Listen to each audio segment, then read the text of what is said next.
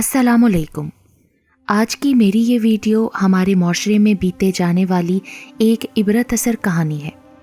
Video शुरू होने से पहले मेरे YouTube channel Urdu centre plus को सब्सक्राइब करके बेल नोटिफिकेशन को ऑन कर दें ताकि आपको मिलती रहें तमाम चैनल अपडेट्स। आप मेरी वीडियोस को ज़्यादा से ज़्यादा शेयर कर सकते हैं। अब आप मुझे ट्विटर, फेसबुक और इंस्टाग्राम पे भी फॉलो कर सकते हैं। ये उन दिनों की बात है जब मैं एक गारमेंट्स फैक्ट्री में बतौर सुपरवाइज़र नौकरी करता था। उन्हीं दिनों हमारी लाइन में एक नया लड़का भर्ती हुआ था। उसका नाम आलम था। आलम इंतहाई खामोश तबा और अपने काम से काम रखने वाला नौजवान था। सुर्ख व सफ़ेद रंगत, नीली आँखें, ऊंचा लंबा, बेहद खूबरू शख्सियत का मालिक। उस नौजवान की आंखों में हमा वक्त एक बेनाम उदासी मोजन रहती थी। वो किसी से भी ज़्यादा बातचीत नहीं करता था, बस खामोशी से अपना काम किए जाता था। अक्सर औकात ऐसा होता कि वो लंच ब्रेक का पूरा घंटा अपनी कुर्सी पर बैठे किसी गहरी सोच में गुम यूं ही बिना कुछ भी खाए पिए गुजार देता था। नमाज बाकायदगी से पढ़ता था।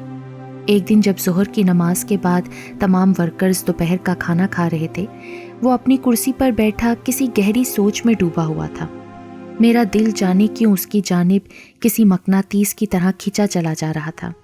अपने इन्हीं एहसासात के बाइस मैंने उसे अपने साथ लंच करने की दावत दे डाली, जिसे उसने कदरे पसोपेश के बाद कबूल कर लिया।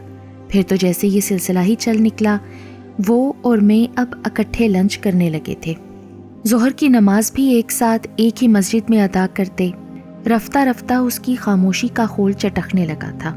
एक दिन मैंने हिम्मत करके उससे पूछ ही लिया, यार आलम, मैंने अक्सर ये बात नोट की है कि तुम बात करते करते अचानक किसी गहरी सोच में डूब जाते हो। तुम्हारी आंखों में मुझे एक अनजाना कर्ब महसूस होता है। आखिर ऐसी क्या बात है? तुम चाहो तो मुझसे शेयर कर सकते हो। मेरे पूछने पर उसने एक गहरी सांस ली और फिर अपना माजी मेरे सामने परत दर परत खोल के रख दिया। उसको भी जैसे एक अरसे से किसी सुनने वाले की तलाश थी। वो बताने लगा, मेरा ताल्लुक पठान फैमिली से है। मैं बहावलपुर के एक गांव का रहने वाला हूँ। मैं अपने वालिदैन की अकलौती औलाद हूँ। मेरे वालिद हाफिज साहब गांव की मस्जिद में इमाम थे। इसके अलावा वो गांव भर के बच्चों को कुरान की तालीम भी दिया करते थे। सारा गांव उनकी बेहद इज्जत करता था। सकीना भी उनके शागिर्दों में शामिल थी। सकीना और मैं एक दूसरे को बचपन से जानते थे। हम साथ खेल कूद कर बड़े हुए थे। उसके वालिद वजाहत हुसैन गांव के ख़ास बड़े ज़िम्मेदार थे। हम दोनों की दोस्ती कब मोहब्बत में बदली हमें खबर ही ना हुई। झटका तो मुझे उस वक्त लगा जिस दिन सकीना ने मुझे बताया कि उसके बाप ने उसकी शादी अपने साले के बेटे दिलावर के साथ तय कर दी है। सकीना दिलावर की बचपन की मंग थी और इस बात का इल्म उसे अब जाकर हुआ था। सकीना के मामू रब नवाज खान कई एकड़ पर फैली ज़मीनों और बागात का मालिक था। सकीना की शादी की तैयारियां शुरू कर दी गई थीं और इधर मेरा गम और गुस्से से बुरा हाल था। सकीना और मैं एक दूसरे के बगैर जीने का तसव्वुर भी नहीं कर सकते थे। लिहाजा हम दोनों ने घर से भागने का फ़ैसला किया और एक दिन रात के अंधेरे में अपने इस फैसले पर अमल भी कर डाला। मेरा जिगरी दोस्त अजहर, जो अव्वल रोज़ से मेरा हमदम व हमराज था और मेरे जज्बात और एहसासात से बखूबी आगे था, इस कठिन वक्त में उसने मेरी बेहद मदद की। हमने बहावलपुर छोड़ दिया और कराची चले आए। यहाँ पर सकीना और मैंने निकाह कर लिया। गवाहानों, काजी का बंदोबस्त और दीगर इंतज़ामात सब अजहर नहीं किए थे। उसने हमारे लिए किराए का घर भी ढूंढ लिया था। दूसरे दिन वो वापस बहावलपुर चला गया था कि कहीं उसके इतने दिनों की गैर मौजूदगी पर किसी को उस पर शक न हो जाए। यूं कराची जैसे बड़े शहर में सकीना और मैंने अपनी छोटी सी दुनिया बसा ली थी। इसी तरह एक साल का अरसा खैर व आफियत के साथ गुजर गया। अजहर से मेरा फ़ोन पर मुसलसल राब्ता था। उससे मुझे अपने वालिदैन की खैर खैरियत मिलती रहती थी। मैंने इरादा कर लिया था कि जैसे ही हालात कुछ बेहतर होते हैं तो फ़ौरन अपने वालिदैन को कराची बुलवा लूँगा।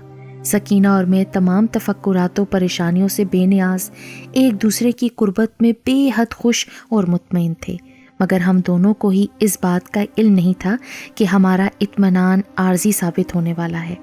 सकीना के बाप और भाई उसे पागलों की तरह हर जगह ढूंढते फिर रहे थे और फिर एक दिन वो लोग अजहर तक पहुंच गए और उसे बुरी तरह से जदकूब करके उसे मेरे ठिकाने के बारे में सब कुछ उगलवा लिया।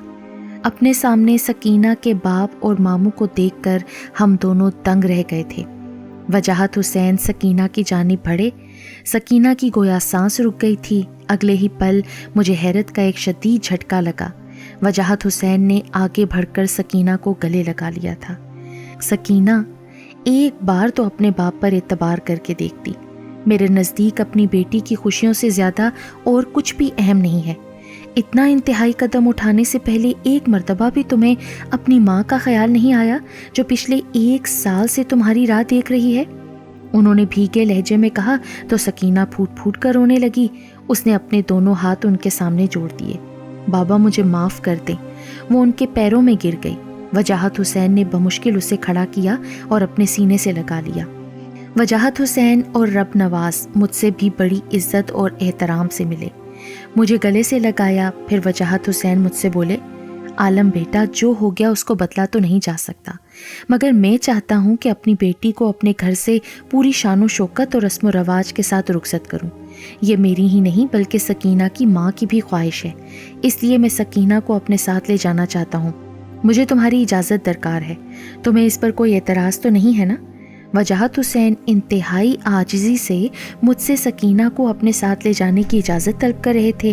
میں بھلا کیسے انکار کر سکتا تھا؟ اور پھر سکینہ کی آنکھوں میں نے واضح رضامندی دیکھی تھی۔ وہ بھی اپنی ماں سے ملنے کے لیے بےتاب نظر آ رہی تھی۔ میری اجازت کے بعد وہ سکینہ کو اپنے ساتھ لے گئے تو میں بھی واپس بہاولپور چلا آیا۔ میرے ماں باپ مجھے اپنے سامنے دیکھ کر بہت خوش ہوئے تھے۔ ابھی مجھے گھر آئے کچھ ہی دیر گزری تھی کہ دروازے پر ایک پولیس موبائل آ کر رکی۔ چند سپاہی بے دھڑک گھر میں گھسے اور مجھے گریبان سے پکڑ کر گھسیٹتے ہوئے گاڑی میں ڈال کر تھانے لے گئے، جہاں پر ان لوگوں نے مجھ پر بدترین تشدد کیا۔ تھانے دار نے میرے سامنے طلاق کے کاغذات رکھے اور دھمکی آمیز لہجے میں بولا، اگر تو نے ان کاغذات پر دستخط نہ کیے تو تجھ پر سکینہ کو اغوا کرنے اور اسے حبس بے جا میں رکھنے کا مقدمہ چلا کر تیرے خلاف ایسی چارج شیٹ داخل کروں گا کہ تو ساری عمر جیل میں سڑے گا۔ مجھے اچھی طرح سے سب سمجھ میں آ گیا تھا۔ وجاہت حسین اور رب نواز نے سکینہ اور مجھے دھوکہ دیا تھا۔ انہیں اس بات کا ڈر تھا کہ اگر ان لوگوں نے کراچی جیسے شہر میں ہمارے ساتھ کسی بھی قسم کی کوئی زور زبردستی کی تو کہیں ہم دونوں پولیس کے پاس نہ چلے جائیں۔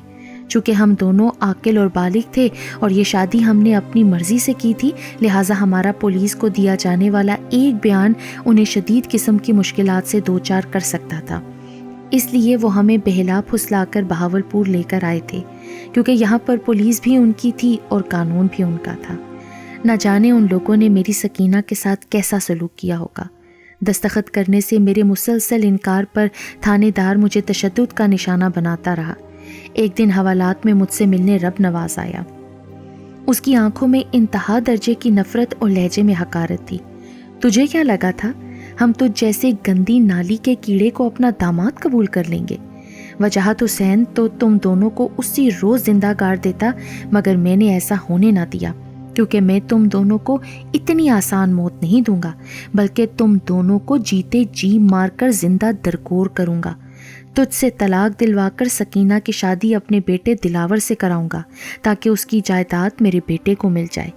تجھے اگر اپنی زندگی عزیز ہے نا تو چپ چاپ طلاق نامے پر دستخط کر دے، ورنہ تیرے بوڑھے ماں باپ تیری موت کا صدمہ سہ نہیں پائیں گے۔ میں جانتا تھا کہ جیسا وہ کہہ رہا ہے وہ ویسا ہی کرے گا۔ میں نے اس سے ایک بار سکینہ سے ملنے کی خواہش کا اظہار کیا اور اگلے روز میرے سامنے سکینہ موجود تھی۔ چند ہی دنوں میں وہ بالکل اجڑ کے رہ گئی تھی۔ میرے جسم پر موجود زخموں کے نشان دیکھ کر وہ رونے لگی۔ سکینہ نے مجھے بتایا کہ ہم دونوں کے ساتھ یہ جو کچھ بھی ہو رہا ہے اس سب کے پیچھے رب نواز کا ہاتھ ہے، اور اس نے مجھے دھمکی دی ہے کہ اگر میں نے تمہارے خلاف عدالت میں گواہی نہ دی تو وہ تمہاری جان لے لے گا۔ اس نے دونوں ہاتھ میرے آگے جوڑ دیے۔ میں تمہیں مرتا ہوا نہیں دیکھ سکتی عالم، اگر تمہیں کچھ ہوا تو میں خود کو ختم کر لوں گی۔ خدا کے لیے تم مجھے طلاق دے دو، ورنہ رب نواز تمہیں زندہ نہیں چھوڑے گا۔ وہ کچھ بھی کر سکتا ہے، شاید ہماری تقدیر میں یہی لکھا تھا، ہمارا ساتھ بس اتنا ہی تھا۔ یہ دنیا والے چاہے ہمیں جدا کر دیں عالم، مگر ہماری محبت کو ہمارے دلوں سے یہ نہیں نکال سکتے۔ ہمارا تعلق روح کا ہے جسے کوئی بھی ختم نہیں کر سکتا۔ جس دن میں نے طلاق کے پیپرز پر سائن کیا اس دن میں دھاڑے مار مار کر رویا تھا۔ سکینہ کی شادی سے 1 روز قبل میں نے اپنے والدین کے ساتھ بہاولپور چھوڑ دیا اور فیصل آباد چلا آیا۔ مجھ میں اتنا حوصلہ نہ تھا کہ سکینہ کو کسی اور کا ہوتا ہوا دیکھ سکوں، تاہم اس دن میں نے یہ قسم کھائی تھی کہ جب تک رب نواز سے اس کے کیے کا بدلہ نہ لے لوں چین سے نہیں بیٹھوں گا۔ رب نواز نے مجھ سے میری محبت، میری سکینہ، میری بیوی چھین لی تھی۔ میرے اندر انتقام کا جوار بھاٹا پکنے لگا۔